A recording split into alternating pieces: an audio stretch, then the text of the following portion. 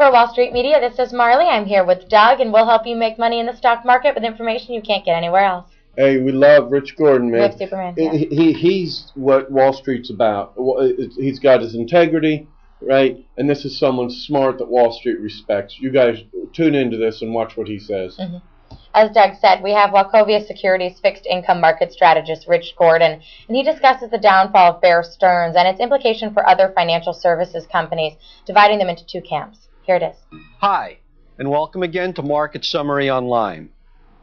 The events surrounding the unraveling of Bear Stearns' liquidity and its eventual acquisition by J.P. Morgan will become part of financial history.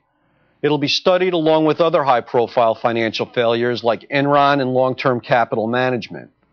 For me, it provides convincing evidence that financial companies are increasingly likely to fall into two camps: financials that were over-leveraged or totally dependent on short-term lending facilities, or took on too much risk, or lack sufficient capital, are destined to trade with a negative bias over the intermediate term.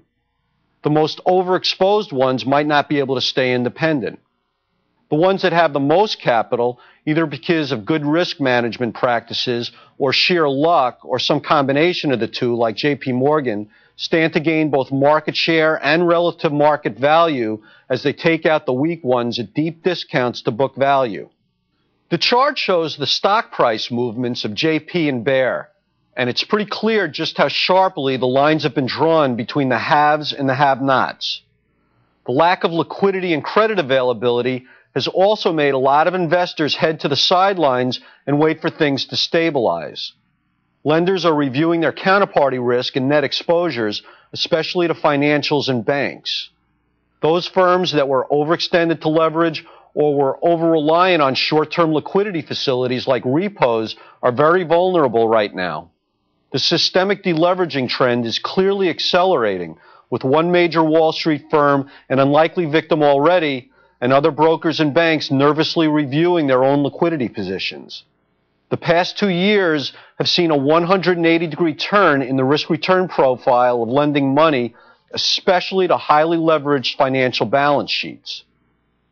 The failure of a major Wall Street firm, its subsequent purchase by a healthier financial institution for pennies on the dollar, and the Fed's willingness to grant what's effectively a $33 billion first loss put option presents a clear picture of the current state and health of the U.S. financial markets. In my opinion, it also suggests several other points. First, the Fed clearly views the systemic threat to the financial system as an immediate concern. That's why they gave J.P. Morgan such a sweetheart deal and lowered the discount rate 25 basis points on Sunday night.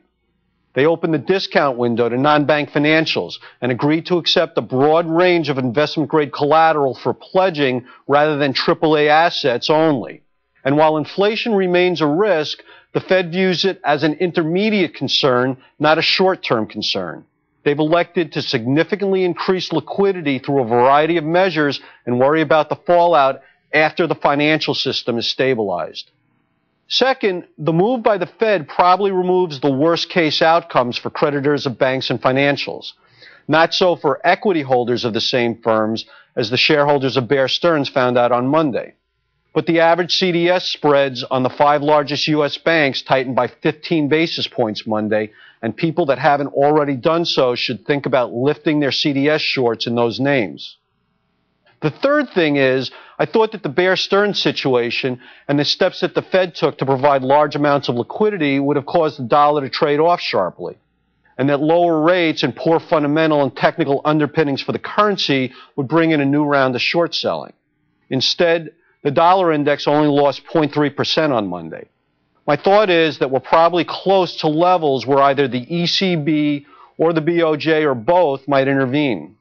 This creates more potential downside to a dollar short, especially against the low-yielding yen. Also, the ECB is probably going to be easing this year, which should also help the dollar out some. 3-month T-bills briefly touched their lowest yield level since 1958. The sharp increase in systemic risk over the past week deepened a flight to quality trade that's really been happening for the better part of a year. At their meeting on Tuesday, the Fed lowered rates 75 basis points to 2.25. but it's becoming clear that the problem isn't the price of money, it's the availability of credit. And unfortunately, it's looking more and more like lowering rates hasn't created more credit availability yet. In commodities, oil traded off sharply on Monday. There are probably several reasons for caution with oil at lofty levels. First, if worldwide growth does slow significantly, especially in the U.S., the financial assets where investors have gains become vulnerable to profit-taking and selling to raise funds. If conditions continue to deteriorate and losses on financial assets continue to increase, investors may react by selling their winners. We've seen it over and over. When people have nothing else to sell and no other way to raise liquidity, they sell the stuff they have gains in. Finally, there's a lot of hot money in oil. People that simply bought it because the price was going up. Some of that hot money fled on Sunday night and Monday morning, and there's reason to believe that latecomers to the party will quickly act to cut their losses if we start to see a price correction. A longer-term chart of oil shows that the price could correct 10% and still hold a massive bull run.